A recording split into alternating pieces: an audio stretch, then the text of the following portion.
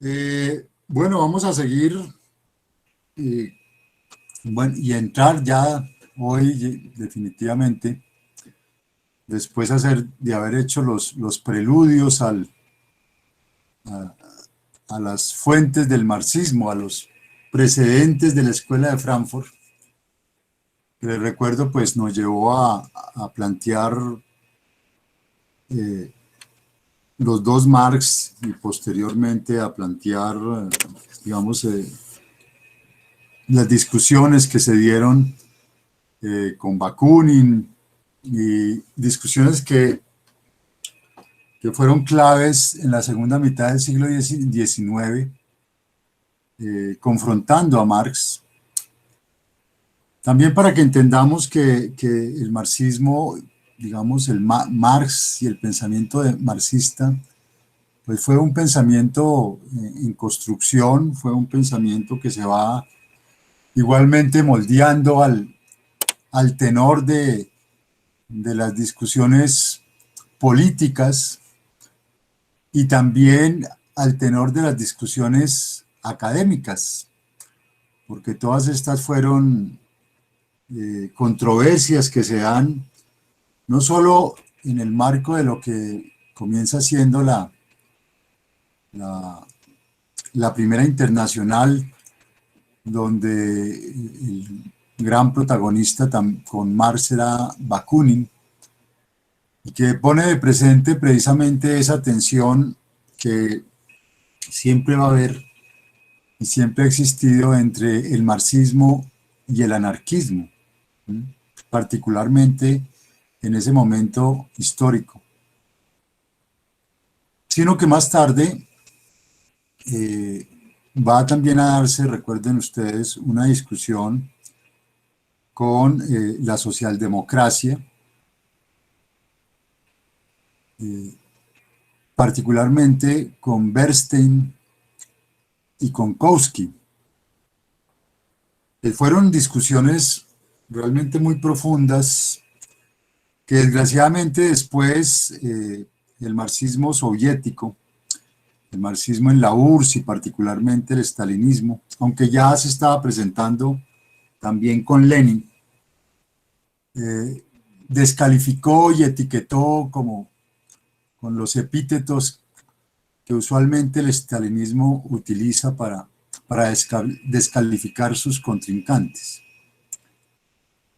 Me refiero, por ejemplo, al revisionista Bernstein, al renegado Kautsky, cuando la verdad, tanto Bernstein como Kautsky son en su momento intelectuales y hombres de partido de la socialdemocracia alemana que van a, a plantear sus puntos de vista pues con toda la seriedad y con toda la fundamentación del caso.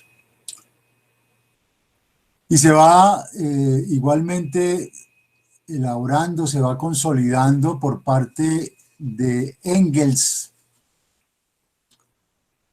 lo que podríamos llamar ya un marxismo oficial, que poco tenía que ver con Marx, en dos puntos que es importante tener en cuenta y que he tratado de plantear. Primero, la, la invención por parte de Engels y de Plejánov, un teórico ruso que había sido incluso anarquista inicialmente, de lo que se llamó el materialismo dialéctico, el famoso DIMAT, Dialectic Materialism, como se lo va a conocer posteriormente a nivel universal, a nivel mundial, universal mundial. El materialismo dialéctico es realmente una figura que pretendió como ser el sustento filosófico de ese socialismo científico, pero eso jamás lo hace ni el joven Marx ni el Marx maduro. Marx nunca se preocupó de eso. Marx había hecho ya el tránsito no solo del derecho a la filosofía, sino después a la economía política, y él no se había vuelto a preocupar realmente de cuestiones de índole filosófica, menos de un materialismo dialéctico que en cierta manera había tenido su primera expresión en la filosofía de la naturaleza de Hegel, y que efectivamente eh, Engels eh, recoge en su libro Dialéctica de la Naturaleza. Prácticamente retoma una serie de adelantos de su tiempo, de descubrimientos de su tiempo, eh, y con ejemplos incluso de la filosofía de la naturaleza de Hegel, arma esta, esta base de la pirámide, si se quiere, esta base del edificio teórico marxista, que era en realidad una, digamos, una solicitud, una propuesta del marxismo ruso. El marxismo ruso que excepcionalmente había surgido en un país donde que Marx jamás había considerado pudiera ser eh, el, digamos, la sociedad que diera origen a un proceso socialista. Que para Marx el socialismo, incluso dentro de su idea del socialismo científico, donde tenía que surgir, por supuesto, era en el capitalismo avanzado y básicamente en su momento en Inglaterra, que era la expresión de ese capitalismo. Por eso incluso, pues, como les decía, termina yendo a Londres a estudiar allá el capitalismo, y allá es donde escribe El Capital, porque consideraba que estaba precisamente en, en el lugar donde tenía y donde iba a ocurrir la revolución socialista. Entonces, eh, se construye a posteriori este marxismo ruso que terminará siendo el marxismo oficial. Se dejan de lado y se descalifican y se desconocen consideraciones sobre el reformismo de Bernstein, que ponían el acento precisamente en que el marxismo no era un socialismo científico, de que podía apostarse a una transformación no violenta de la sociedad, eh, que la superestructura no tenía que ser necesariamente una instancia pasiva, sino que podía ejercer una acción proactiva sobre la estructura económica. Pero todos estos argumentos, tanto de Bernstein como de Kaufman, como de Kautsky, son rechazados ya por Lenin, son rechazados pues, por el marxismo militante ruso, y esa discusión pues ahogada. Queda ahogada pese a que, como veremos, surge en el contexto alemán precisamente posteriormente. Entonces vimos ya esas dos tradiciones marxistas constituyentes, el marxismo ortodoxo, marxismo político, el marxismo revolucionario, si ustedes lo quieren plantear en esos términos, el leninismo, el estalinismo, porque indudablemente el planteamiento leninista va a diferir radicalmente del estalinismo. El estalinismo termina convirtiéndose pues en una dictadura y exacerbando los elementos dictatoriales que ya la teoría de Marx, por su olvido de la cuestión democrática, y por su insistencia en la figura del partido y del Estado, como se lo había advertido Bakunin, habían ambientado. Pero indudablemente en Lenin encontramos un autor profundo, un autor que supo leer sus circunstancias, un autor que en su testamento, el famoso testamento de Lenin, se alcanza a dar cuenta hacia dónde va y hacia dónde se está dirigiendo el partido, porque recuerden, Lenin sufre un atentado en 1918, tal vez 19, por parte de una mujer anarquista y muere 3, 4 años después. Lenin queda casi incapacitado para dirigir el partido bolchevique y lentamente Stalin se va apoderando del partido y va incluso confrontando a Trotsky hasta que Trotsky tiene que huir de la Unión Soviética por la persecución stalinista. Entonces, ustedes van a encontrar incluso pues en las expresiones políticas del marxismo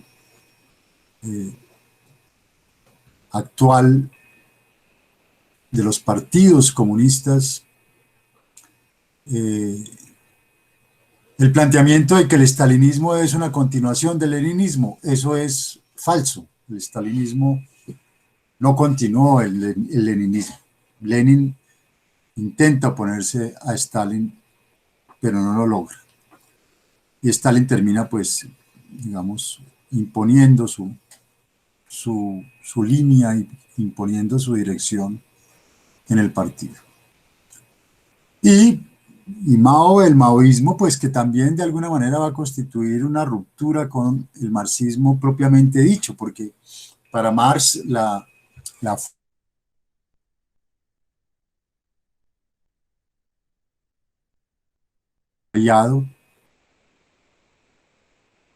y en China, pues siguiendo las políticas de la Comintern, de la Internacional Comunista, por la política, digamos, de frentes nacionales de Stalin, eh, la gran burguesía china se traiciona el movimiento, la alianza con el proletariado, y en 2 oportunidades comete un genocidio terrible en Pekín y en Shanghái, y acaba prácticamente no solo con la base del proletariado chino, sino acaba con la dirigencia del Partido Comunista Chino. Es cuando Mao inicia lo que se conoció como la Gran Marcha.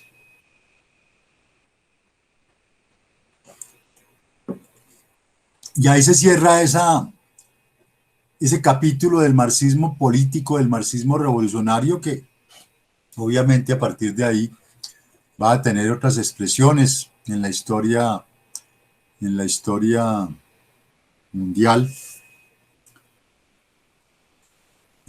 Y se abre casi en este mismo momento, ya es lo que vamos a entrar a ver inmediatamente, toda la corriente del marxismo heterodoxo, cuya primera expresión será la Escuela de Frankfurt.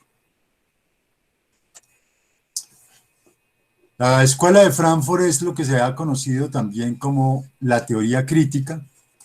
Vamos a ver en qué momento este concepto de teoría crítica se forma a raíz precisamente de un texto, de un ensayo de Horkheimer.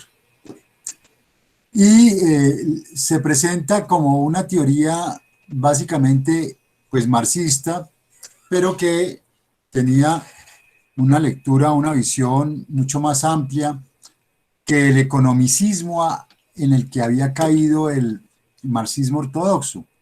Les insisto que el marxismo ortodoxo había quedado y había, digamos, generado un proceso de reduccionismo del pensamiento de Marx a pura crítica de la economía política. Por eso ese marxismo ortodoxo no aceptaba los planteamientos del joven Marx, porque consideraba que el joven Marx no había sido propiamente marxista, sino que, digamos, toda esa época está caracterizada por todavía un pensamiento, digamos, revolucionario o republicano, que poco tenía que ver con el marxismo.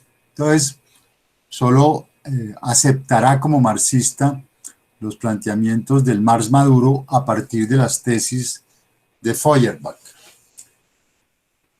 Se plantea como una teoría crítica interdisciplinar que articula la sociología, que articula el psicoanálisis y por supuesto también la economía, pero que no se queda precisamente solo en la economía.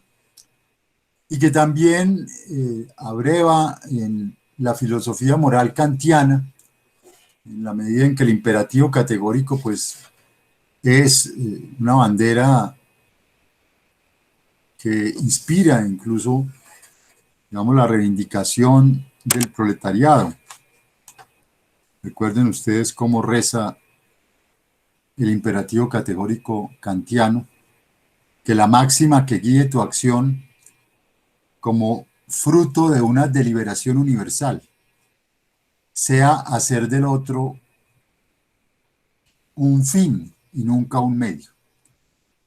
Y para algunos, Marx, que está influenciado por todo, no solo por Hegel, sino por el idealismo objetivo alemán, que es la filosofía preponderante en su tiempo, no solamente recoge la herencia de la dialéctica de Hegel, sino también pues, el presupuesto moral kantiano, que indudablemente constituía un ideal regulativo muy profundo.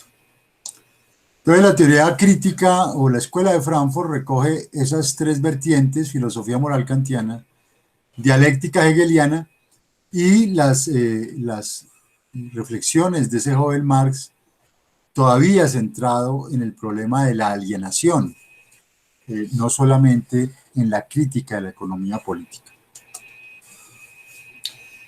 Y en este punto es donde un año después de la revolución de octubre, unos meses, bueno, sí, prácticamente un año, que esto se produce en noviembre de 1918, se acaba la guerra y comienza, digamos, también un periodo de revolución en Alemania. Y esa revolución en Alemania tiene un punto, digamos, de quiebre más tarde, cuando el proceso no culmina en una revolución en la línea de la Revolución Rusa, donde el proletariado y su partido, el Partido Socialdemócrata de Alemania, se toma el poder en representación del proletariado, sino al contrario, se produce ahí pues una ruptura a su interior, al interior del movimiento socialista alemán, y en lugar de derivar en una revolución socialista, lo que sucede es que toma el camino, podríamos decir, de una revolución socialdemócrata, y es el inicio de la Constitución de Weimar. Aquí, pues ya lo veremos en algún momento, se produce la ruptura entre la socialdemocracia alemana, dentro de la socialdemocracia alemana, dentro del Partido Socialdemócrata Alemán, entre Rosa de Luxemburgo y el compañero que la acompañaba, Leitner, y el ala moderada de los socialdemócratas. Se produce una traición a estos militantes de la socialdemocracia, que terminan siendo asesinados por sus propios compañeros, traicionados y asesinados, y se logra de alguna manera en esa coyuntura que el partido apoye, más que una revolución de carácter socialista, un proceso de reforma constitucional que desemboca en una constitución de carácter socialdemócrata como la Constitución de Weimar. Esto tiene importancia porque para nosotros en Colombia, en la medida en que la Constitución del 91 intenta recoger la herencia tanto de la Constitución de Weimar como del estado de bienestar que se va a presentar 10 años después, 12 años después en los Estados Unidos. El estado de bienestar es básicamente una forma de estado en la cual la economía va en el capitalismo es regulada por el Estado. Entonces, se da la Constitución de Weimar en un momento de crisis, en un momento en primer lugar de derrota de Alemania.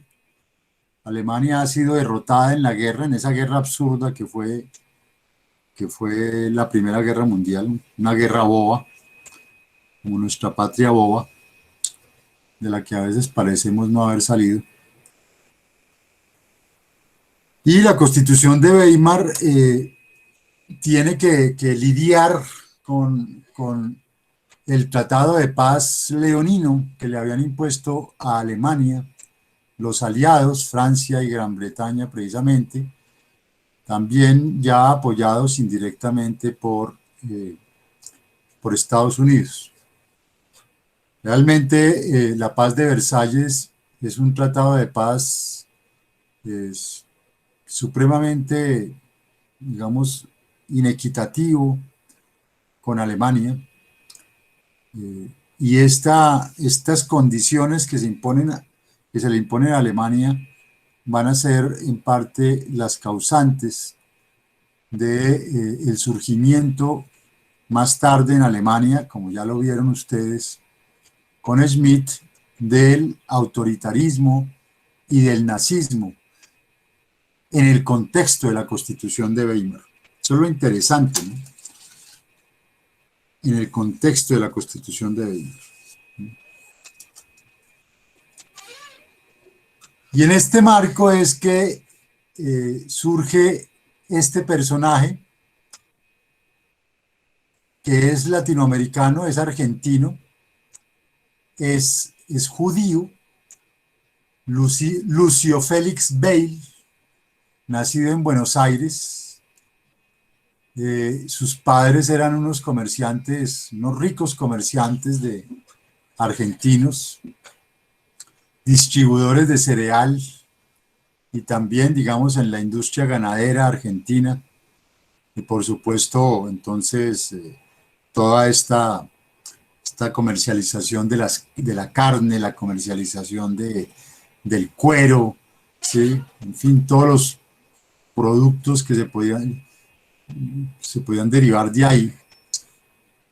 Y este argentino que estudia en Alemania, que es enviado por su padre a estudiar en Alemania, organiza en 1922 lo que se conoció como la primera semana de trabajo marxista en la ciudad alemana de Ilmenau.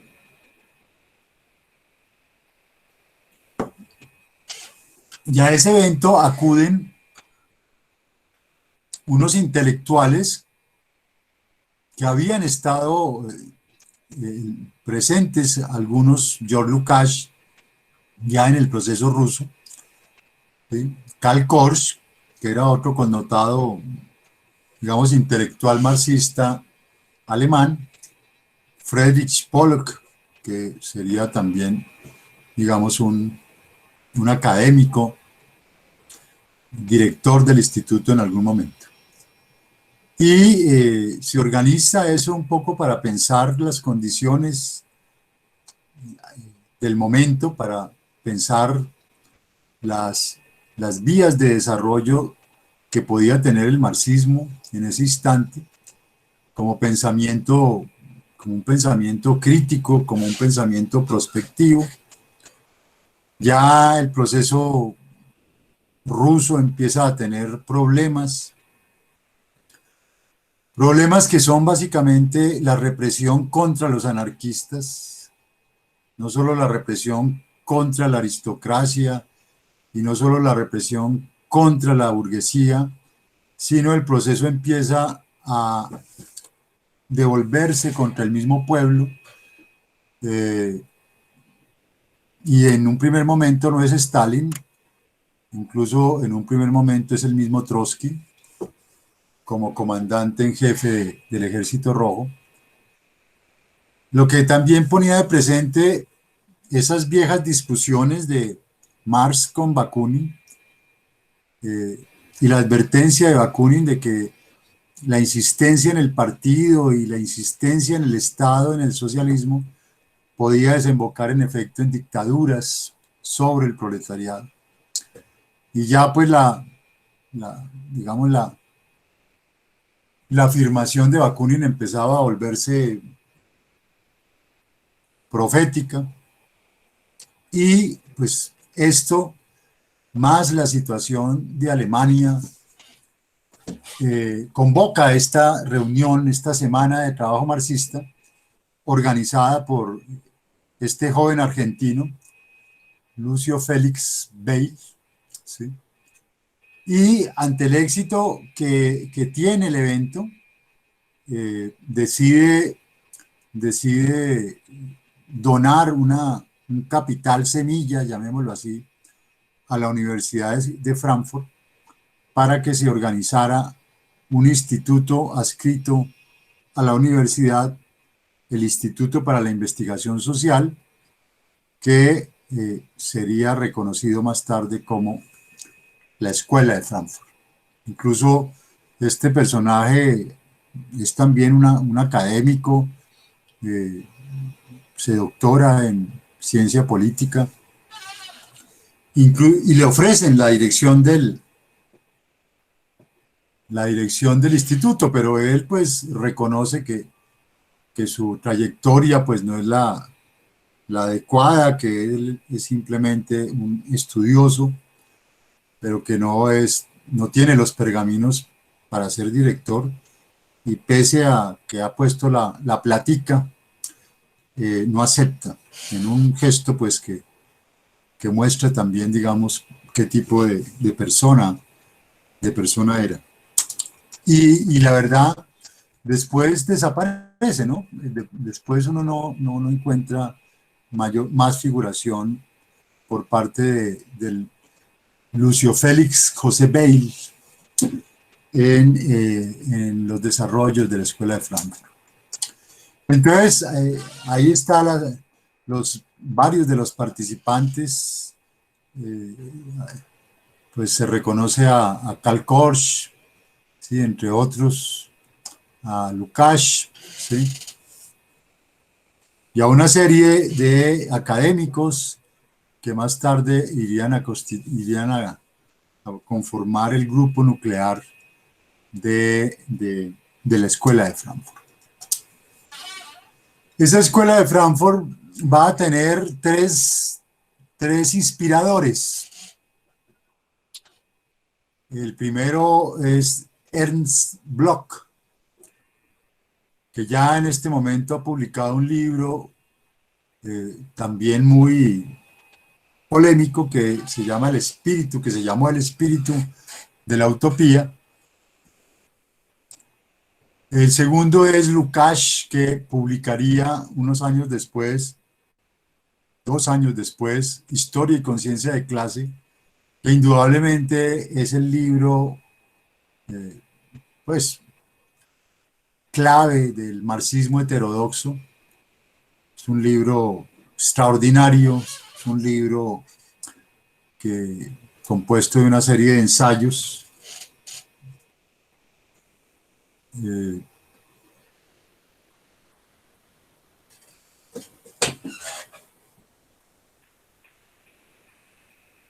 que no lo tengo a mano, sino pues yo tengo precisamente esta edición de Grijalbo, que fue la edición, digamos, famosa, pues en nuestro medio en un momento dado. Y el otro libro es el libro de Karl Korsch, Marxismo y Filosofía, que es un libro muy sencillo, muy cortico, ¿sí? Pero también muy impactante.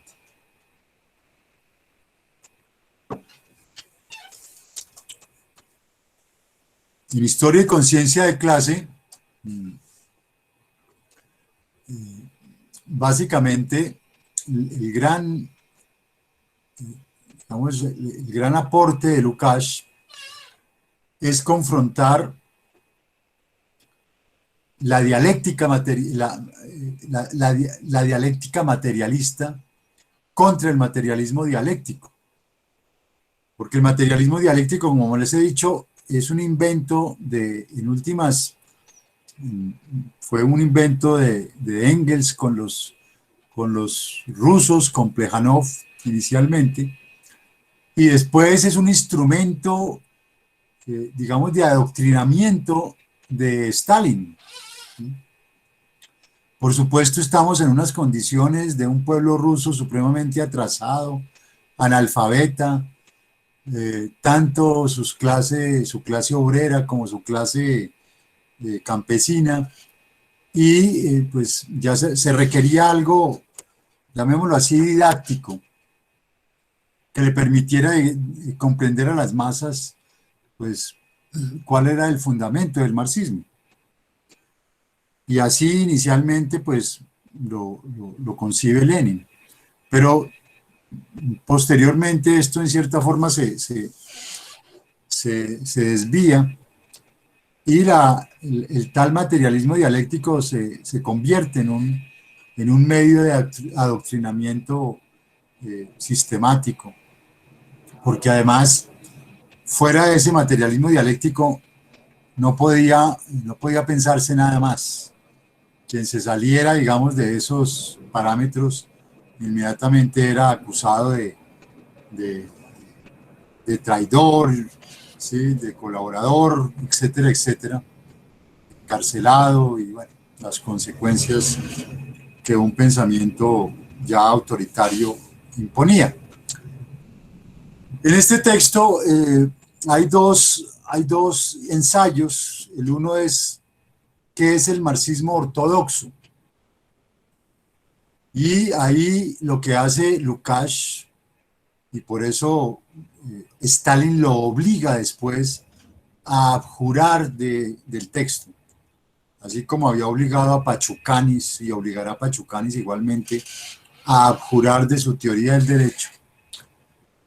Lo que plantea Lukács es que realmente la gran herencia de Hegel que recoge Marx es la dialéctica, pero una dialéctica materialista. Marx nunca elabora un materialismo dialéctico, por lo menos en los términos en que Engels lo había querido presentar, en dialéctica de la naturaleza, e incluso en el papel del trabajo en la transformación del mono en hombre, ¿sí? Que lo único que recogían de alguna manera eran los últimos aportes de la ciencia y del pensamiento positivo burgués, y el otro era, pues, digamos, una prolongación de la, de la tesis darwinista de la lucha de las especies, básicamente, del desarrollo de las especies. Entonces, muestra que la gran herencia del idealismo alemán, del idealismo objetivo alemán, había sido el papel activo de la conciencia, y que el materialismo que esta concepción recogía, la del materialismo dialéctico, era un materialismo mecanicista del siglo XVIII, que además tampoco tenía nada que ver con la concepción materialista de la historia de Marx, que, como les mostré, pues es básicamente la dinámica, las tensiones que se producen entre las relaciones de producción y las fuerzas productivas. E igualmente Lukács aquí recupera el concepto de alienación de Hegel y muestra pues la transformación cualitativa que el concepto tiene ya con su base económica en el joven Marx. Y esto lo hace Lukács con una intuición, porque Lukács todavía no conoce, eso no se descubrirá sino hasta el 30, los manuscritos económico-filosóficos del 44, pero conoce otra serie de libros, de textos, de artículos, de material de Marx y, digamos, que infiere de ahí más o menos la noción que había llegado a elaborar el joven Marx. Pero lo que es la piedra de toque, sin duda, de la heterodoxia es la confrontación del argumento de Lenin, que por supuesto después recoge también Stalin, de que la conciencia de clase se le llevaba al proletariado desde fuera. Esa fue de las grandes discusiones que se dan en el marxismo en las primeras décadas del siglo XX y que atraviesan el marxismo prácticamente todo el siglo XX, ¿sí? ¿De dónde viene la conciencia de clase del proletariado? ¿Sí? Entonces, Lenin había dicho, la conciencia de clase le llega al proletariado gracias a unos individuos, en últimas, gracias a una pequeña burguesía que ha logrado romper con su clase y han tenido acceso al marxismo, y son ellos, casi que como unos iluminados, los que le llevan el marxismo a las clases obrera y campesina. Entonces, primero, Lukács confronta esa idea y mostrando que eso que les está llevando la pequeña burguesía del proletariado es un materialismo trasnochado burgués, que si acaso llega a Feuerbach, ¿sí? Que en muchos casos es el materialismo de los ideólogos de la Revolución Francesa, ¿sí? Y que por tanto, pues, de revolucionario tenía muy poquito. Casi que le dice a Stalin, usted lo que está haciendo es replicar el pensamiento burgués y presentándolo como pensamiento propio del proletariado revolucionario. Porque el proletariado no tiene forma de asimilar, digamos, la teoría. Es una clase que es la más cosificada de la sociedad capitalista, que es una clase que en ese momento está trabajando 16 horas, que solo trabaja y duerme, trabaja y duerme, que a duras penas come, ¿sí? Entonces la conciencia de clase no le procede al proletariado de fuera. La conciencia de clase es, y eso después lo van a retomar, esa categoría la van a retomar las feministas, es el standpoint of view, es la perspectiva que puede tomar el proletariado en un momento de crisis, porque solo el proletariado, ya lo había de alguna manera dicho Marx, no tiene más que perder sino sus cadenas, y es el único que en un contexto de crisis va a asumir una postura y una posición revolucionaria. La conciencia de clase no es lo que un obrero piensa, la conciencia de clase es, dice Lukács, lo que un obrero puede hacer, ¿sí? Es conciencia objetiva, no es conciencia subjetiva, ¿sí? Entonces, claro, imagínese Stalin cómo se siente aludido de que le estuvieran diciendo, pues él que además era un heredero del campesinado, es decir, él que era un pequeño burgués campesino, que efectivamente estuvieran poniendo de presente pues su condición y además sus limitaciones conceptuales. Eso despierta la rabia de Stalin y obliga, no lo manda a matar, no lo manda a fusilar por traidor, pero lo obliga a abjurar de lo que había dicho en Historia y Conciencia de Clase. Pero pese a eso, Historia y Conciencia de Clase queda como digamos, la Biblia, por llamarlo en esos términos poco apropiados, de la heterodoxia marxista, ¿sí? Porque ahí también pone de presente Lukács, recogiendo intuitivamente al joven Marx, ¿sí?, la distinción entre objetivación, ya se las expliqué, como el proceso en el cual el hombre mundaniza, se proyecta en el mundo, produce, crea, ¿sí?, el mundo, y cuando esa objetivación es apropiada en las diferentes modalidades que se puede presentar en el capitalismo, se presenta precisamente ese fenómeno ya patológico, esa patología social de la enajenación y el extrañamiento, que el Marx Maduro va a llamar más tarde división del trabajo y fetichismo de la mercancía, que lo va a denominar también con esas categorías.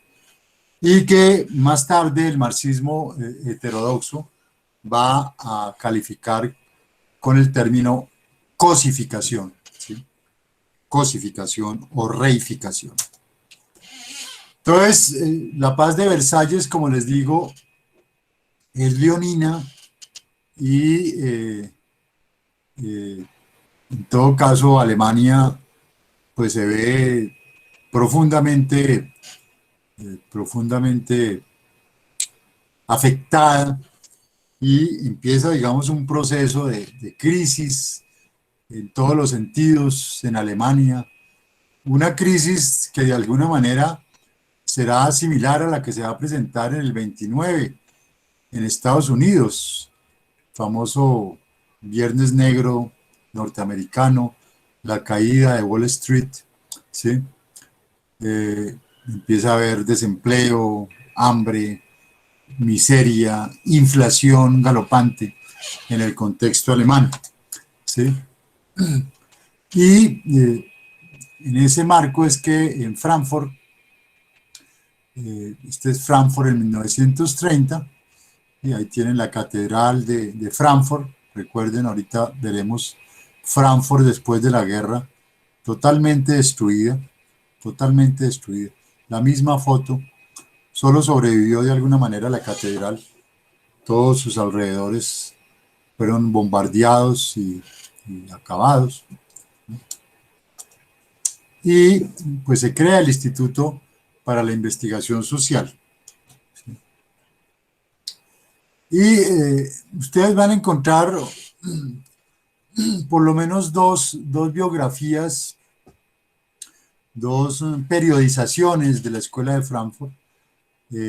Una de Martin Jay, que es la más famosa, de la primera Escuela de Frankfurt, y otra de Carlos Thibault, que está en los 3 tomos sobre historia de la ética, que se publicó hace unos 15 años. Y como ven ahí, más o menos coinciden los dos. La década de los 20 la caracterizan como la herencia de un marxismo imposible. ¿Por qué la herencia de un marxismo imposible? Porque efectivamente lo que se ponía en cuestión, incluso lo que se puso en cuestión con la Revolución Rusa, era el supuesto carácter científico del socialismo de Marx, ¿sí? Es decir, sí. Marx siempre defendió con mucho ahínco que el suyo era un socialismo científico frente a las otras versiones de socialismo, al socialismo anarquista y al socialismo utópico, ¿sí? El suyo era y estaba fundado en una ciencia. Les insisto que esto también es parte de, como decía Hegel, y creo que repetía también en parte Marx, todo hombre es hijo de su tiempo. Bueno, Marx también fue hijo de su tiempo, y Marx también es influido, ¿sí?, por el positivismo de su momento. que es la gran exacerbación del pensamiento burgués de la época de estabilización, donde la ciencia se va a considerar el gran instrumento de progreso y de desarrollo. Pues Marx se deja también, digamos, contaminar de ese optimismo de la ciencia burguesa, y él también va a plantear su propia ciencia, el socialismo científico, ¿sí? Su concepción materialista de la historia. Bueno, se llama herencia de un marxismo imposible porque precisamente la gran discusión es que la revolución se había dado donde no se debía dar y que donde se debía dar no se había dado.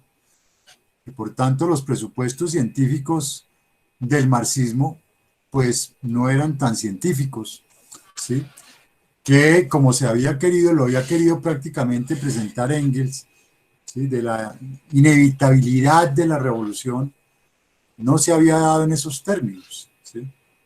Incluso que la misma revolución rusa había tenido en una serie de factores coyunturales y de factores casi contingentes, su motor y, y la ambientación de unas condiciones determinadas para darse. Tan era así que en Rusia se había dado, ¿sí? Y no se había dado en Alemania, casi en el mismo periodo. O sea que esa cientificidad del socialismo marxista pues no existía. Y aquí vuelve otra vez a reeditarse la discusión con Bernstein y la discusión con Kautsky, y a retomarse pues precisamente argumentos que fueron argumentos, insisto, no políticos, sino académicos, sustentados, fundamentados, ¿sí? Que recogían consensos, ¿sí? De amplios sectores para mostrar que lo del socialismo científico era más una propaganda, ¿sí? Y pues, un, un planteamiento político que una realidad fáctica. La década del 30 es el tránsito hacia el materialismo, del materialismo histórico a la crítica, a la teoría crítica. Es en esta década donde, donde Horkheimer va a escribir su famosa ensayo Teoría Tradicional, Teoría Crítica, que ya lo vamos a ver. Y los 40, la subjetividad herida, porque es precisamente el suicidio de Benjamin. El suicidio de Benjamin huyendo hacia España para no caer en las garras de los nazis, y ante la inminencia de su aprisionamiento, Benjamin se suicida, y el impacto que eso genera en sus amigos, que eran sus amigos, en Horkheimer, en Adorno, en Marcuse, indudablemente hace que la escuela tenga un giro y, y dé un giro radical en su perspectiva teórica, en la perspectiva teórica que hasta ese momento venía desarrollando. Y a partir de los 50, toda esta consideración 50, 60, bastante, llamémosla así, pesimista de la primera teoría crítica. Es una mirada que indudablemente está atravesada por unas condiciones que, que se muestran bastante oscuras para los movimientos emancipatorios del mundo, porque ya aquí es evidente que la Unión Soviética ha derivado en una dictadura. Ya aquí el apoyo a la Unión Soviética, que durante décadas, pese a las críticas que se le podían formular, se había mantenido, ya aquí era insostenible, ¿no? Ya con la muerte de Stalin se pone en evidencia lo que el régimen soviético se había convertido, se pone en evidencia que ahí no había realmente un socialismo, se pone en evidencia cómo había derivado en una dictadura terrible, ¿sí? Con campos de concentración, con campos de reeducación, con un recorte a las libertades prácticamente absoluto, con un régimen totalitario absoluto, ¿sí? Eh, casi, por no decir, casi el mismo que pudo haberse presentado en la Alemania nazi. Y por el otro lado, un capitalismo que igualmente impone una visión única de la realidad que no permite visiones alternativas, que no permite miradas críticas. Eh, entonces, Horkheimer y Adorno, en especial Marcuse, que se queda en Alemania, que se queda en Estados Unidos, en la Universidad de California en San Diego, donde finalmente muere, pero los otros dos han regresado a Europa, eh, terminan con una visión bastante pesimista de la situación. Ahí está Horkheimer, ¿sí? Todos eran profesores, eh, digamos, críticos en su manera de pensar, pero muy convencionales, ¿no? En su vestir, en su actuar propio de su época, ¿sí? Propio de su época. Y ya entremos a mirar un poco las fuentes de esa teoría crítica. La primera, pues sin duda, la izquierda freudiana. O sea, ahí en la mitad tienen a Freud, ¿sí? Y a su lado izquierdo de la pantalla está Gustav Jung, que para muchos es el alumno de, cuando no el par de Freud también en buena parte, pero que representaría lo que algunos llamarían la derecha freudiana. Y aquí en la parte derecha de la pantalla encuentran ustedes a Wilhelm Reich. Y Wilhelm Reich es quien problematiza a Freud, quien muestra que el psicoanálisis tenía que de alguna manera tener en cuenta primero la función del orgasmo. Es decir, cuando Reich se pregunta por qué no sé, de dónde surge la neurosis, de dónde surgen las patologías de la personalidad, se da cuenta, digamos que el capitalismo se da cuenta que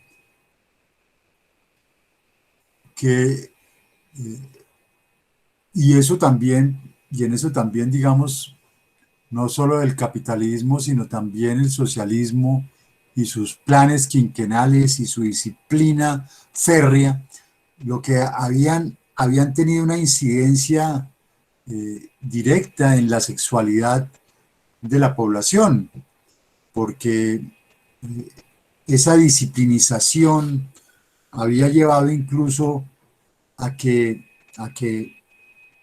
redujéramos la sexualidad digamos, a unos tiempos, a que redujéramos la sexualidad a genitalidad. Ya veremos cómo eso después lo recoge Marcuse. Y todo esto perturbaba la función bioeléctrica del orgasmo.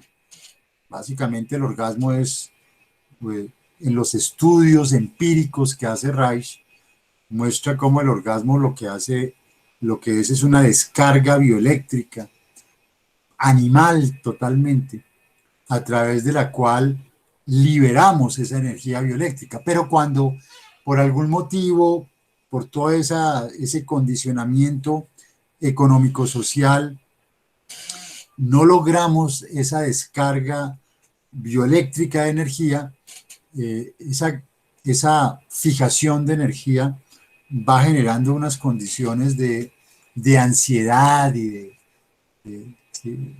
que se somatizan y que se hacen psíquicas, ¿sí? El trauma entonces físico se hace psíquico y a su vez el trauma psíquico se somatiza y repercute, digamos, en nuestra capacidad de, de, de tener una relación fluida con nuestro entorno. Y eso genera, pues, y ahí viene su libro, El análisis del carácter, genera además una serie de patologías caracterológicas que Wilhelm Reich resume en los dos tipos de carácter que se constituyen, el carácter neurótico y el carácter orgásmico. El carácter neurótico es precisamente el que no logra liberar plenamente esa energía bioeléctrica y el carácter orgásmico es al contrario el que lo puede hacer. En fin, esta es una mirada diferente a la sexualidad que había planteado Freud y que indudablemente va a alimentar las miradas que la Escuela de Frankfurt, tienen ahí a Erich Fromm, ¿sí? comienza a hacer sobre sus circunstancias. Este es un libro, digamos, sobre todo lo pongo porque es fácil de conseguir, Ética y Psicoanálisis, que muestra digamos, como producto de los estudios psicoanalíticos de Fromm, los dos tipos, digamos, de personalidad que se desarrollan, que no son dos tipos muy alejados de la tipología planteada por Reich. Fromm, tratando de dar cuenta de la persona que se creó bajo el nazismo y que apoyó al nazismo. Esto es muy importante, ¿sí? Que a cada pregunta que se hace la Escuela de Frankfurt es: ¿cómo es posible que Alemania, un país de la cultura y de los productos culturales en música, en filosofía, en literatura, ¿sí? Un país, una nación tan culta haya caído en esta dinámica de horror que fue el nazismo, ¿sí?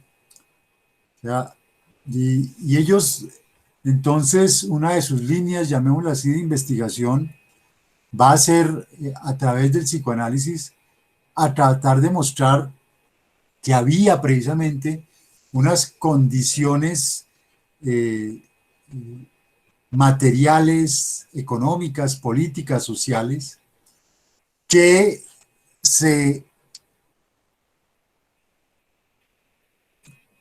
atravesaban la estructura misma de la familia nuclear burguesa y constituían un individuo autoritario pasivo a su interior.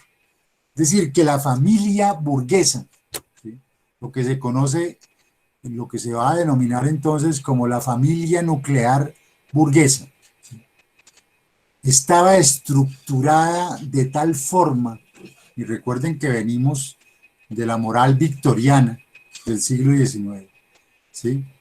Estaba estructurada jerarquizadamente, ¿sí? Estaba estructurada autoritariamente, y que eso predisponía desde ahí, desde ese espacio de socialización, al individuo a seguir al líder, a seguir al padre. Por eso, de alguna manera, esa identificación de los alemanes con Hitler es una identificación no solo carismática, sino es una identificación psicológica, con la figura del padre, ¿sí? Es el padre que toma las riendas, es el padre que decide el camino, es el padre que no es controvertido, es el padre que va a ser defendido hasta la muerte, ¿sí? Entonces, eso genera, ese contexto genera lo que él va a llamar una, una ética autoritaria, una manera de ser autoritaria, una conciencia autoritaria y obviamente una personalidad disociada. Los estudios psicológicos que se hacen, los estudios después psicológicos en los hijos de muchos de los criminales de guerra, ¿sí? Eh, era, describen a sus padres que fueron asesinos como personas supremamente bondadosas, cariñosas, que a ellos no los castigaban, que con ellos eran supremamente amorosos, etcétera. Una personalidad disociada. Y a eso entonces opone Fromm la personalidad integrada, que sería lo que de alguna manera llamaría Reich la personalidad, el carácter orgásmico, el carácter pleno, el carácter no alienado. En ese contexto, pues sube el nazismo al poder en el 33 y la figura de Benjamin, que venía gravitando desde aquella semana de trabajo marxista, pero Benjamin nunca logró ser profesor. Horkheimer, Adorno, Marcuse sí se habilitan como profesores, pero por circunstancias eh, desafortunadas, porque no le aprueban su habilitación como profesor, Benjamin no lo logra. Y sin embargo, Benjamin de todos, indudablemente, es el más universal. Benjamin de todos es el de la conciencia más holística. Benjamin es el que logra en su mente captar no solo la herencia de la cultura del siglo XIX, sino también las tendencias que empezaban ya a perfilarse en la cultura, y me refiero en el arte, en la literatura, ¿sí? En la filosofía, en el teatro, incluso, ¿sí? En la teología, ¿sí? De comienzos del siglo XX. Es decir, realmente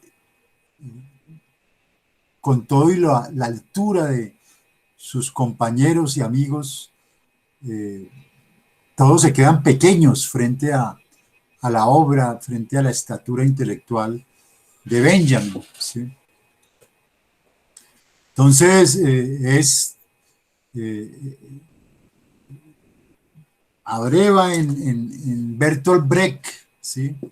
El teórico, el teatrero, ¿no? Uno de las concepciones del teatro en su momento más disruptivas. Ahí está, pues, lo que fue la ópera de los 3 centavos, que es una de sus obras más reconocidas. Brecht, que es también un comunista sin partido, nunca se hizo miembro del partido, pero siempre defendió, digamos, una línea marxista heterodoxa, ¿sí? Con Korsch, con Bloch, ¿sí?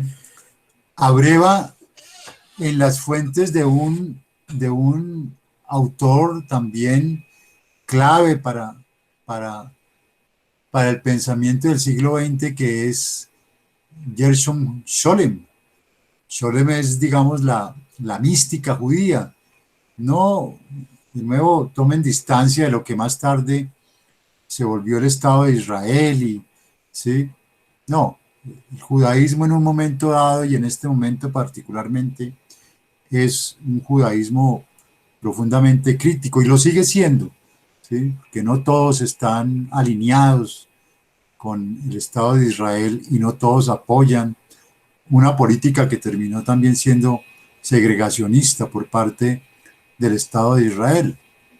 Y Scholem es una figura que después, incluso Agamben la recoge y la recogen muchos autores, porque también puso de presente después del Holocausto el papel de la víctima y quién podía hablar por la víctima, ¿sí?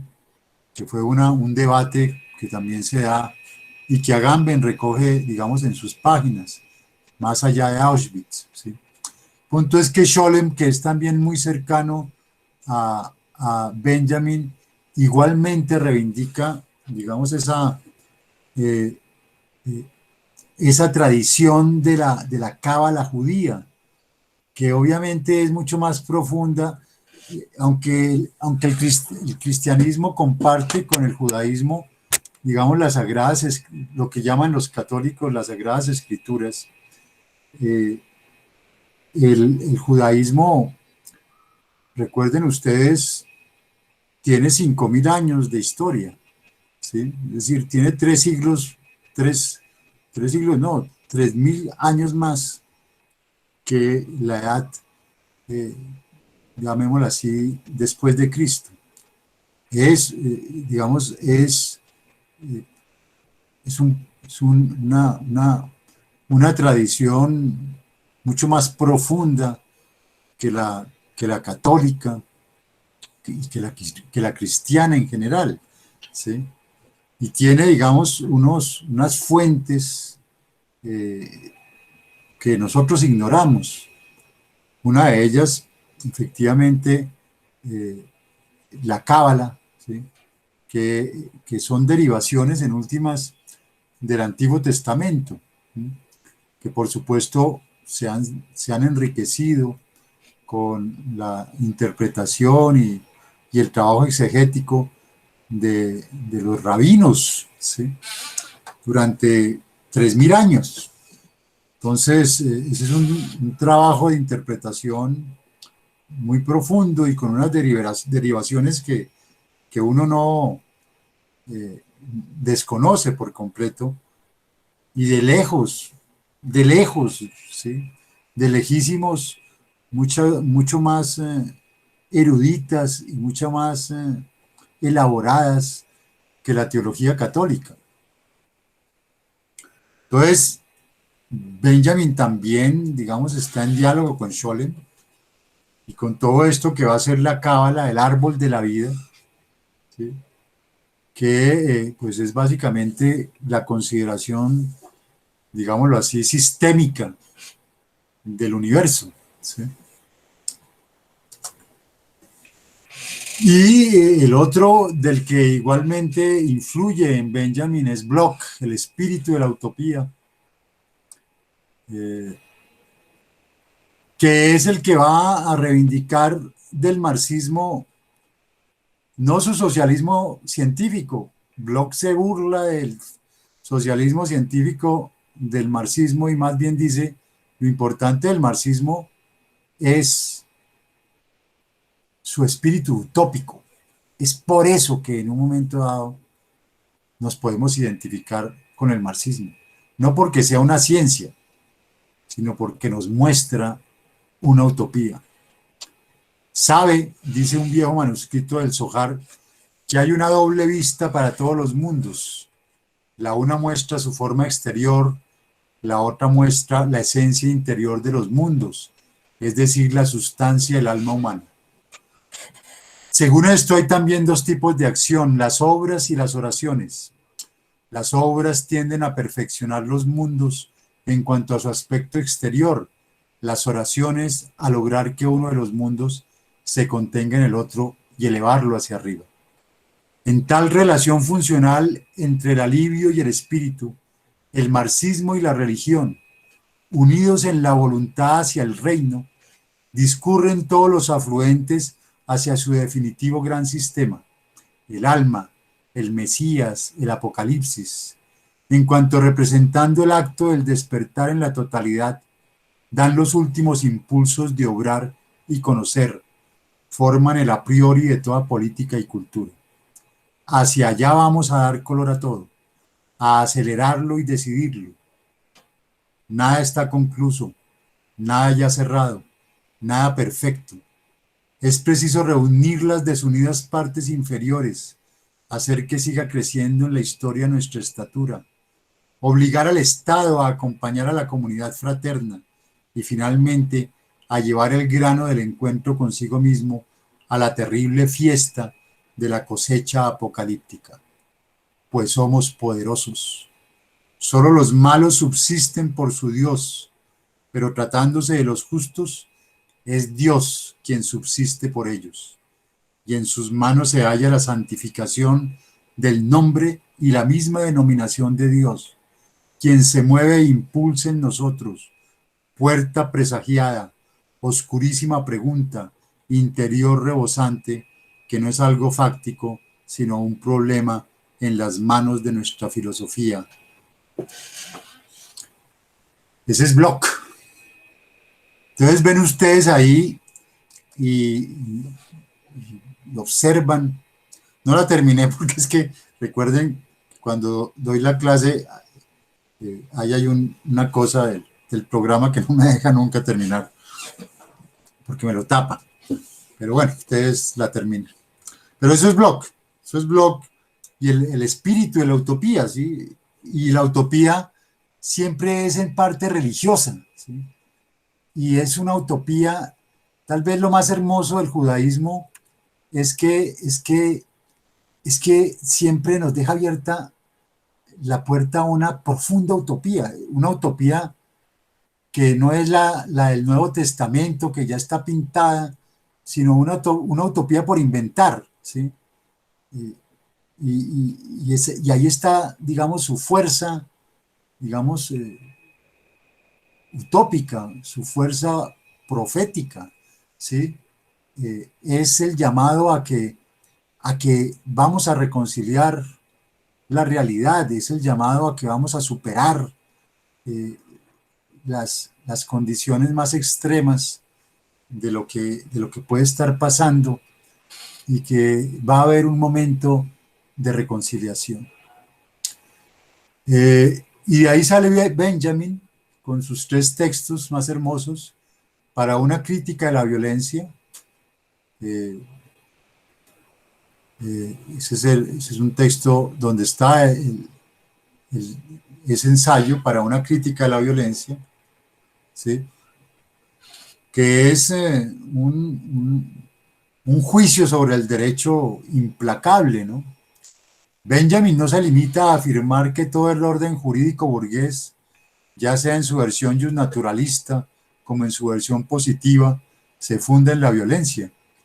Benjamin propone romper con la lógica jurídica de medios legítimos y fines justos compartida. El orden jurídico monopoliza la violencia no porque defienda los fines del derecho, sino al derecho sin más. El derecho no tiene fines, el derecho no defiende nada.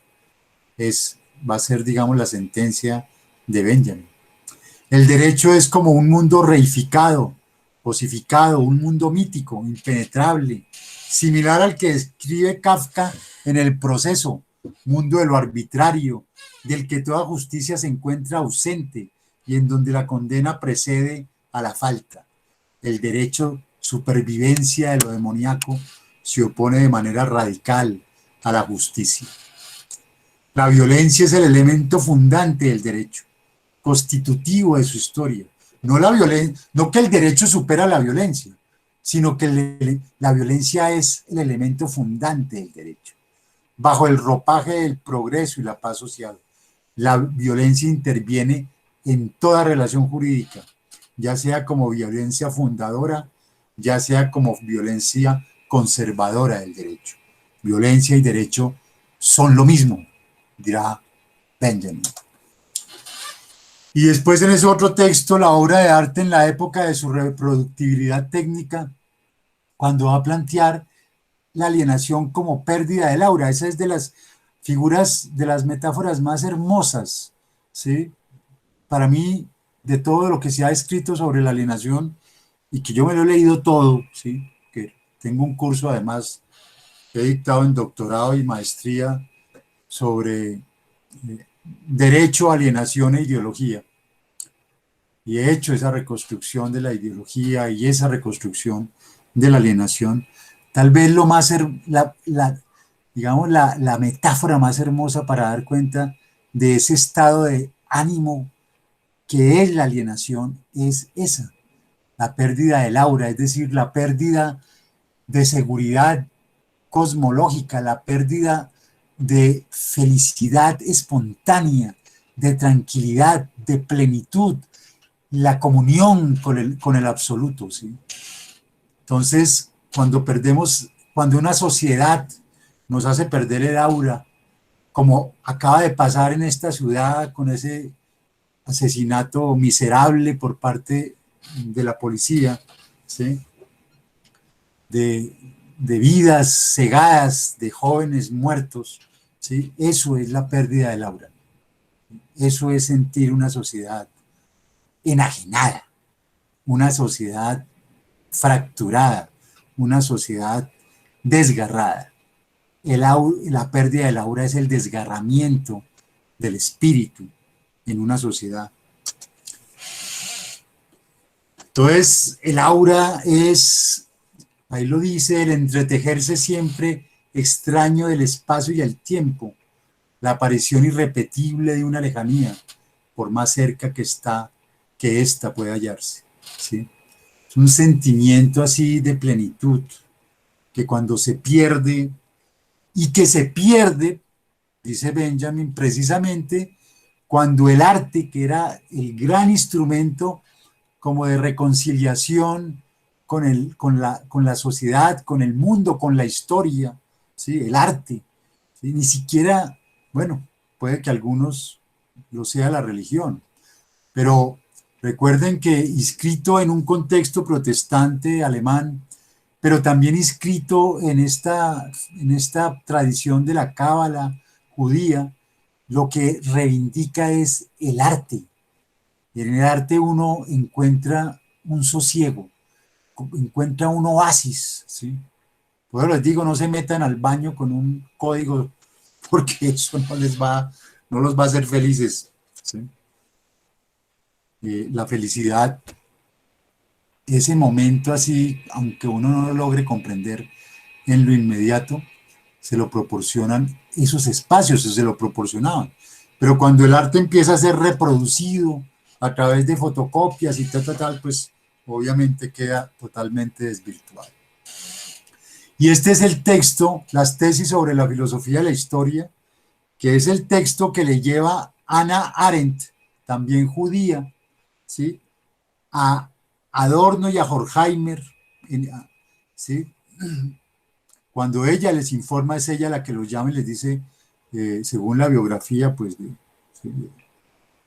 una de las biografías de Adorno, cuando les dice que Benjamin, su amigo, se ha suicidado, las tesis sobre la filosofía de la historia, ¿sí? Y entonces ahí recoge esta figura del Angelus Novus de Paul Klee para mostrar que ese Angelus Novus es el ángel de la historia y que pareciera que se va a estrellar y que no puede hacer nada para no estrellarse porque está siendo impulsado por un viento que viene desde el paraíso, ¿sí? Por un huracán que viene del paraíso y que se le ha enredado en sus alas, y ese huracán es lo que llamamos progreso. Ese progreso, esa categoría de progreso, ¿sí? Va a ser la que va a inspirar de ahí en adelante la crítica de la Escuela de Frankfurt. Aquí es el giro que se da precisamente en los 40 hacia eso que veíamos en la periodización, la subjetividad herida. Y ahí está el monumento, pues, que hay en Portbou, ¿sí? Que es el pueblo en el cual se suicida Benjamin en la frontera entre Francia y España. tratando de llegar a España, y no le permiten pasar la frontera, y 2 días después llega el permiso para que la pasara. Pero ya era inminente la captura y Benjamin prefirió suicidarse. Y entonces aquí viene el giro de la Escuela de Frankfurt hacia la asunción de la alienación como patología social. ¿Sí? Tuvo que suicidarse Benjamin para que sus amigos comprendieran que tenía toda la razón, para que comprendieran que la mirada crítica tenía que desbordar la mera economía política y el materialismo histórico, y que tenía que desbordar el capitalismo y empezar a ver también la dictadura en que se había convertido la Unión Soviética, y que no podía tener esa crítica amigos, que no podía haber amistades ahí, que no podía haber dominios para defender, que tenía que ser una crítica implacable. Y así empieza el trasegar. Fíjense, Benjamin no logra, no padece la Segunda Guerra Mundial, no conoció el Holocausto, no conoció eh, el, este asesinato terrible, miserable, ¿sí?, que se da en los campos de concentración a los judíos y a las minorías, y sin embargo, en cierta manera, lo intuyó. Y los otros, Horkheimer, Adorno, Marcuse, como les digo, van a Estados Unidos, son recibidos en Columbia University y se exilian allá y empiezan a trabajar como sociólogos, ¿sí? Porque la otra es que siempre se ha creído que que la escuela de Frankfurt, que estos eran filósofos. No, ellos no son filósofos, ellos son sociólogos. Ellos se inscribían dentro de la sociología de la reflexión, y cuando llegan acá no van a trabajar como filósofos, porque como filósofos se hubieran muerto de hambre. Van a trabajar es como sociólogos. Después de aquí van después a la Universidad de California en Los Ángeles y hacen sus estudios sociológicos sobre los medios de comunicación. En ese momento la industria del cine, ¿sí?, la industria editorial, los periódicos ya masivos de circulación masiva, ¿sí?, todo eso para ellos va a constituir, digamos, eh, una fuente de investigación enorme. Paso rápidamente por el Guernica de Picasso, porque en cierta manera el Guernica de Picasso, yo no sé si Picasso haya leído a Benjamin, creo que no, supongo que no. Y sin embargo la intuición de Picasso es la misma.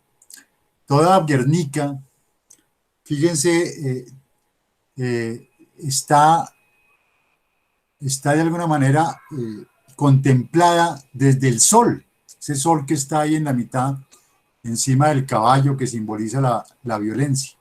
Guernica, que intenta dar cuenta del pueblo que es bombardeado por los alemanes a solicitud de Franco, del generalísimo Franco, que fue el dictador sanguinario y asesino también de España durante décadas. Y ese sol, que era el símbolo del iluminismo, el símbolo de la ilustración, el símbolo de la razón iluminista, dentro tiene un bombillo. Esa es la representación de la razón instrumental. Entonces,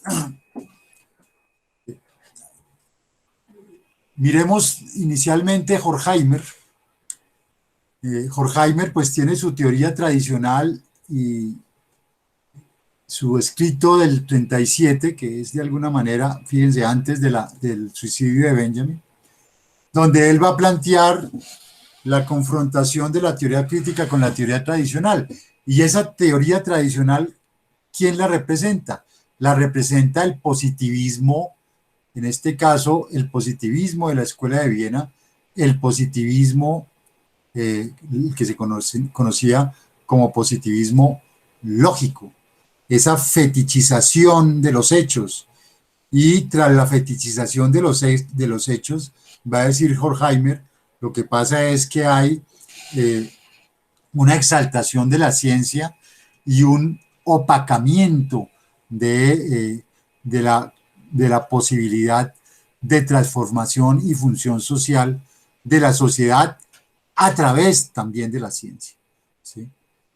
Entonces, la teoría crítica, aunque es ya la expresión de un marxismo heterodoxo frente al reduccionismo economicista del marxismo estalinista, y aunque ya está recogiendo, digamos, el legado del psicoanálisis, de la sociología, ¿sí? De la historia, sigue siendo, digamos, seguía estando, llamémoslo así, en la órbita del marxismo clásico, por decirlo en esos términos. ¿Sí? El Estado autoritario es el texto, además creo que es el que ustedes tienen para su lectura, aunque debería cambiarlo, deberíamos ponerles algo de Benjamin. El Estado autoritario es ya la consideración propiamente dicha del proceso del nacionalsocialismo, aunque ustedes lo pueden extender al estalinismo ya, igualmente.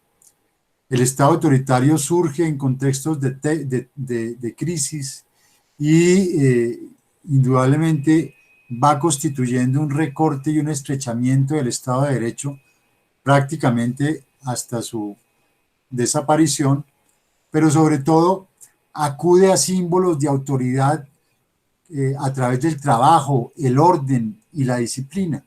¿Sí? El Estado autoritario llama al, a la verticalidad, ¿sí? Llama a una ética inflexible, rígida, llama al orden, ¿sí? Llama a la disciplina, llama al reconocimiento de la autoridad, todo lo que cuestiona la autoridad es subversivo. Pero lo que realmente, ahí tienen ustedes a Frankfurt prácticamente la misma foto, ¿sí? Pero todo destruido. Si acaso, fíjense, después si quieren comparen, están los dos puentes y aquí tenemos de pronto parte de la catedral, de la parte central de la catedral que se mantuvo en pie, pero todo lo demás destruido por las bombas. Y viene lo que es realmente el gran giro. No se confundan porque, digamos, aquí la crítica a la razón instrumental es publicada propiamente con ese título en el 1967, pero su título original es El eclipse de la razón del 47, ¿sí?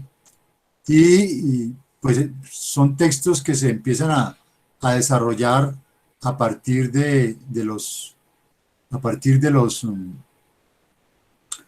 40. Y es aquí donde realmente Horkheimer va a hacer la crítica de esa noción de progreso. Aquí es donde va a mostrar cómo esa razón ilustrada se ha vuelto una razón eh, instrumental y cómo toda la sociedad industrial contemporánea en Estados Unidos o en Occidente y en Rusia, ya Unión Soviética, básicamente converge en una lógica de dominación, es la dominación instrumental, es una sociedad que ya en términos de lo que más tarde llamará Foucault, de toda una estrategia biopolítica de disciplinización de la vida, ¿sí? Eso es lo que aquí está mostrando Horkheimer, y cómo ese progreso técnico deshumaniza, ese progreso técnico reduce al hombre simplemente a una ficha, ¿sí?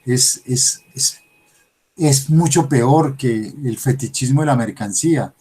Es precisamente una dinámica de cosificación generalizada, y la misma reflexión ante ello pierde su potencial emancipatorio. Y después con Adorno escriben, bueno, antes ya es que es simultáneo, ¿no? Digamos que Horkheimer está escribiendo por su cuenta El eclipse de la razón, y junto con Adorno están escribiendo un texto que será de una trascendencia enorme, que ellos no publican porque dijeron, si esto lo publicamos ahorita, va a generar un impacto y una confusión en la conciencia, llamémosla emancipatoria del mundo. No es el momento de hacerlo. No lo van a publicar sino hasta la década de los 60, ¿sí? La dialéctica de la ilustración. Y en la dialéctica de la ilustración,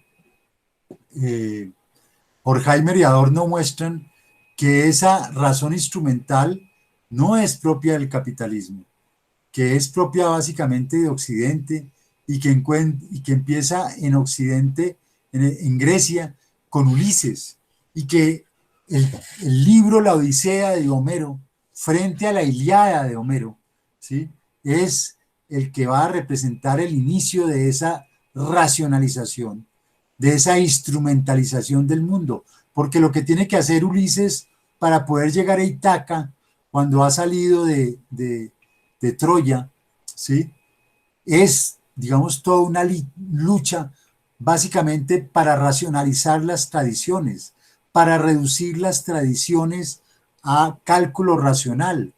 Entonces ese análisis que se estaba, que era con lo que se pretendía caracterizar el capitalismo, no es solamente el capitalismo, ha recorrido toda la historia de Occidente, y en ese momento es también compartido por supuestamente el sistema alternativo que era el socialismo.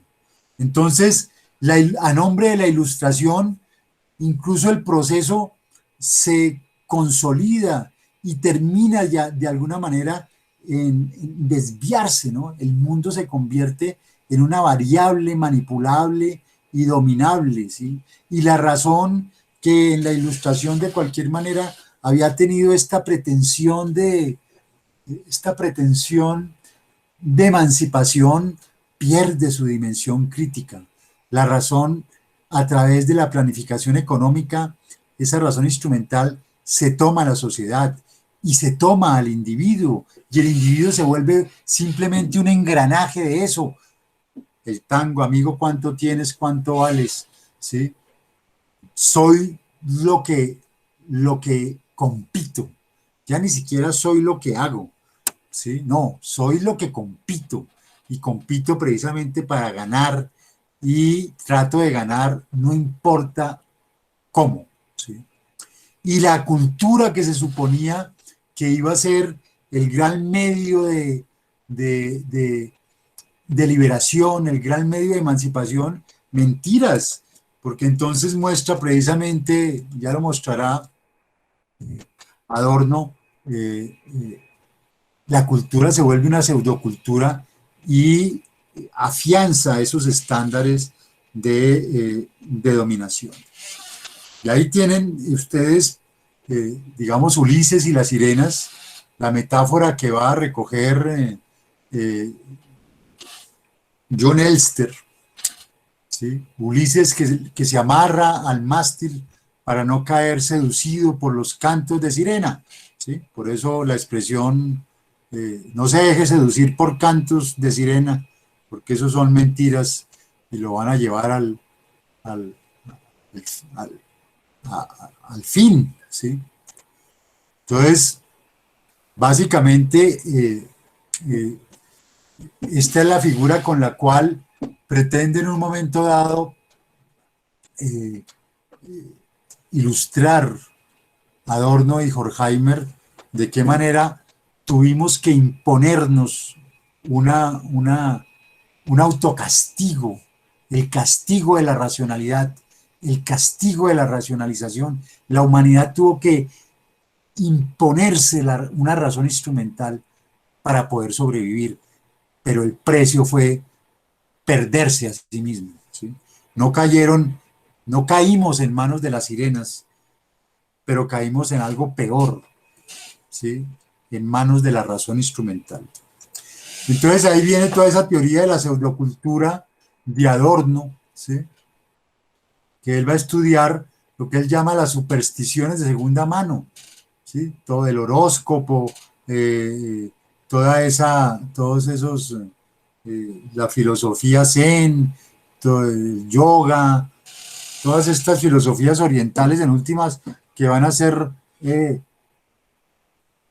trasplantadas, pero que simplemente están orientadas, el tarot, el zodiaco, a lograr, digamos, una manipulación de la psicología colectiva, ¿sí? Eh, para, precisamente para instrumentalizarla, generar sentimientos de miedo e inseguridad vital, ¿sí? Y, por supuesto, la fetichización de la jerarquía y del líder, la fetichización del Salvador, ¿sí? La fetichización ¿sí? De la autoridad como la gran alternativa. Todo eso es parte de esa pseudocultura que diariamente se incentiva a través de todo, hoy en día, de los medios de comunicación, y que nos hace sentir impotentes. Y bueno, cuando no lo logran con eso, ya saben cómo lo logran, ¿no? A punta de balas.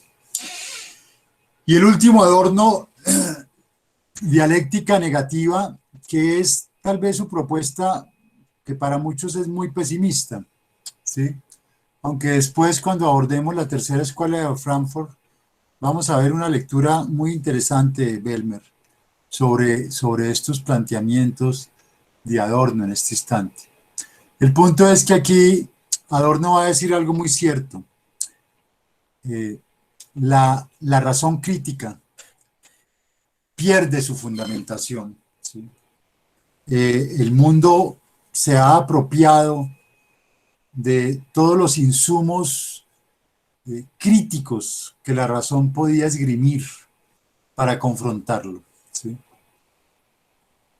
Se los absorbe, ¿sí? Los descalifica, los neutraliza.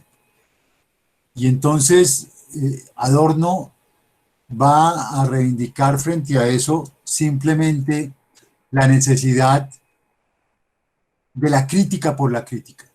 Si no podemos fundamentar la crítica desde ningún emplazamiento, porque ese emplazamiento nos lo va, digamos, a rapar la racionalidad instrumental, la razón instrumental. Simplemente tenemos que adoptar la crítica por la crítica. Eso más tarde lo vamos a ver en el postestructuralismo, ¿sí? Con Roland Barthes, cuando Roland Barthes va a decir que el poder todo lo absorbe y que frente a eso lo único que nos queda es abjurar de lo que hemos dicho. Si el poder toma lo que hemos dicho para confrontarnos, pues vamos a abjurar de lo que dijimos y nos vamos a emplazar en otra parte y vamos a continuar la crítica. Y más o menos ese es el sentido de Adorno. El poder, la razón instrumental se chupa todo. Y sin embargo, hay esa dimensión del absoluto, que algunos han confundido con que Adorno volvió a creer en Dios y bla, bla, bla. No, él nunca creyó en Dios, ¿sí? Él nunca reivindicó una instancia trascendente, no porque no haya que creer en Dios, yo no estoy diciendo eso, sino porque Adorno nunca reivindicó una trascendencia que nos salvara del mundo. El absoluto que él habla es un absoluto inmanente, ¿sí? Un absoluto inmanente. Es esa reivindicación de ese absoluto inmanente el que debe inspirarnos para la crítica de la realidad, ¿sí? Y ese es un absoluto que se desplaza. Ese es un absoluto que no podemos ubicar hoy en día, porque estamos en tránsito, estamos viviendo momentos dramáticos, momentos trágicos, momentos que no nos permiten emplazarnos de pronto en ninguna parte, ¿sí? Pero lo que es cierto es que lo que hay no es como debe ser, ¿sí? Y ya esa intuición que incluso no podamos fundamentar conceptualmente es suficiente para la crítica, ¿sí? Y es suficiente para la resistencia. Entonces, ahí, en esa dialéctica negativa que tiene sin duda un sabor muy pesimista, sin embargo, Adorno está reivindicando el absoluto de Benjamin, ¿sí? Y como nunca está estás más cercano a Benjamin que lo que había estado jamás. Entonces va a plantear ahí mismo que el imperativo categórico obra de tal modo que la máxima que guíe tu acción como fruto de una legislación universal sea hacer siempre de ti y de cualquier otro un fin y nunca el medio. Después de Auschwitz, Hitler ha impuesto a los hombres un nuevo imperativo categórico para su actual estado de esclavitud, el de orientar su pensamiento y su acción de modo que Auschwitz no se repita, que no vuelva a ocurrir nada semejante. Vienen después los dos abogados de la escuela de Frankfurt, que los hubo, ¿sí? Y por eso quizá la escuela de Frankfurt no desarrolló una crítica directa a Carl Schmitt, ¿sí? Porque son ellos quienes la van a desarrollar, Franz Newman y Otto Kirchheimer, ¿sí? El uno mostrando que más allá de la regulación jurídica de la libertad, hay que potenciar la libertad política, ¿sí? Porque la libertad política tiene que leerse desde el socialismo. Y el otro, Otto Kirchheimer, mostrando que más allá de la justicia procedimental, ¿sí? Porque la distinción amigo-enemigo de Schmitt se toma incluso el Estado de Derecho, se toma el constitucionalismo liberal, ¿sí? Se toma los tribunales constitucionales en su procedimentalización, ¿sí? En la exacerbación y la defensa ultranza del procedimentalismo jurídico, hay que ir más allá de esa justicia procedimental y potenciar una justicia política, ¿sí? Como fruto de una deliberación ciudadana. Y ahí llega Marcuse, ya con Marcuse vamos cerrando, ¿sí? Marcuse se ha quedado en Estados Unidos, profesor en la Universidad de California en San Diego. Ustedes saben que hay Universidad de California en Los Ángeles, Universidad de California en Berkeley, ¿sí? En San Francisco. Géneros y civilización pelea con Freud, muestra que es un cuento eso de querer tener un hombre sano, un ser humano sano, conciliado. Se acerca mucho a Lacan, ¿sí? Básicamente es necesario recuperar, gracias incluso a la liberación del tiempo que ha sido alienado, nuestra relación con la naturaleza, nuestra relación con nosotros mismos. Es necesario incluso potenciar eh, las, ¿cómo se llama? Los pecadillos, llamémoslo así, las, las desviaciones, ¿sí? Que recuerden que en este momento no se aceptaba el homosexualismo, no se aceptaba el lesbianismo, no se aceptaba nada de lo que esa sociedad pacota consideraba que era lo normal. Entonces, eh, Marcuse confronta a Freud y le dice, sí, en cierta forma no podemos seguir reivindicando un hombre sano ficticio, no, comencemos más bien por darnos cuenta eh, de que en últimas las mismas condiciones en el capitalismo han permitido una liberación del tiempo libre, un florecimiento de la individualidad y por tanto reconsideremos el principio de placer, ¿sí? Porque ese principio de placer ya no se enfrenta a la realidad, sino de alguna manera se transforma en principio de realidad. Démosle vía libre a, digamos, a esas perversiones, a eso que esta sociedad ha terminado calificando como perverso. Ahí está de repente la verdadera liberación, ahí está la verdadera sexualidad, en eso que hemos querido poner un muro que no puede atravesarse, ¿sí? El reino de la libertad es el reino del juego, ¿sí? De modo que intentémoslo explorar. Entonces, el Eros tiene que poderse proyectar. Bueno, este texto es un texto clave porque en buena parte el movimiento hippie va, va a partir de aquí, ¿sí? Esa, hagamos el amor y no la guerra, en buena parte, pues también después, en la crítica a la guerra de Vietnam, va a surgir de aquí. Y Marcuse sí directamente va a confrontar el marxismo soviético y va a ser lo que pues para muchos fue el nacimiento de la nueva izquierda. Y va a considerar, ya va a señalar que el proletariado se ha conservatizado, que el proletariado de alguna manera ha sido subsumido por el capitalismo y que las dimensiones contestatarias están por los lados de la liberación femenina, por los lados del hipismo, de las revueltas estudiantiles. Y muestra y denuncia el estalinismo como una profunda tergiversación del marxismo original e incluso del leninismo. Y por supuesto ya con eso el marxismo soviético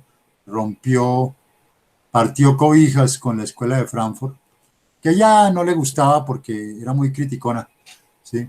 Pero ya con esto ya no se los aguantó más. Y ya entonces, como siempre hacían los estalinistas, la escuela de Frankfurt fue declarada revisionista, ¿sí? Entonces, cada que ustedes encontraban un estalinista y le hablaban ustedes de Marcuse o de Habermas, revisionistas. Eso no se lee ni siquiera, ¿sí?